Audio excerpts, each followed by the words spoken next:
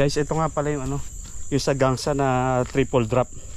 So mula dun sa taas may dalawa pang drop, pero medyo mas mababa yun. Ito yung last drop niya. Tinira namin, titirahin namin mamaya. So mamaya makikita nyo yung drop naming apat. Si John, si Tony, tsaka si Erwin, tsaka ako. So ito yung pinaka landing niya.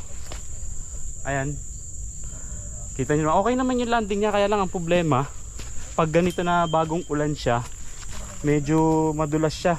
May mga lumot yung kanyang bato. So mamaya guys, titirahin namin yung drop. Panoorin nyo na lang. So yung pinaka ng drop niya, halos isang bike siya. Kung makikita nyo yung taas niya. So pero hindi ka naman lalanding dyan kasi may speed ka doon sa taas. Pero ang mga landing dyan siguro dito na sa mga area na ito. So mamaya guys, panoorin nyo kung paano namin titirahin. Subscribe!